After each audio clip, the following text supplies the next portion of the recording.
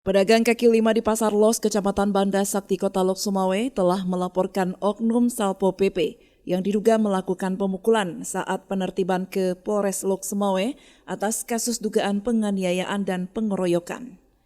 Hal ini disampaikan oleh kuasa hukum korban Fahrul Razi dari Lembaga Bantuan Hukum atau LBH Cahaya Keadilan Rakyat Aceh atau Cakra dalam sebuah konferensi pers bersama BEM Unimal di salah satu kafe di Kota Lok Sumawe.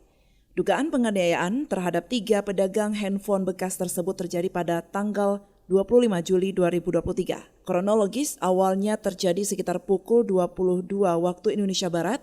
Saat itu Satpol PP sedang melakukan patroli dan para korban sedang berjualan. Saat itu rak jualan dipindahkan dari badan jalan serta petugas kembali ke kantornya. Sepeninggal petugas, pedagang kembali meletakkan rak jualannya di lokasi semula hingga akhirnya petugas datang kembali ke lokasi tersebut dan kembali melakukan penertiban. Maka terjadilah adu mulut dan bentrok dengan PKL.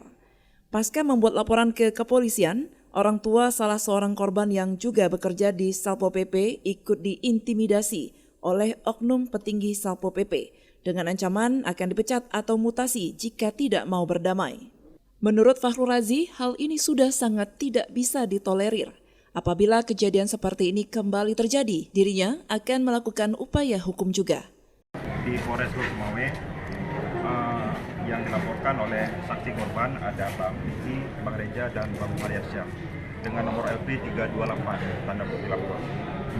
Kondisi korban kita lihat ada yang paling parah ini Bang Niki ini ada beberapa lebam akibat goresan yang diduga cakaran maupun pukulan di sekujur tubuhnya, bahkan salah satu mata kakinya juga terluka.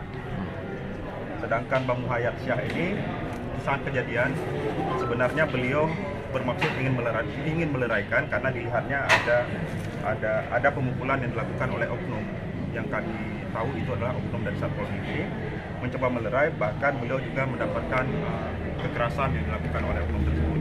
Kronologis awalnya itu sekitar jam 10 kalau tidak salah lebih kurang itu datang patroli dari Satpol PP bersama dengan tim.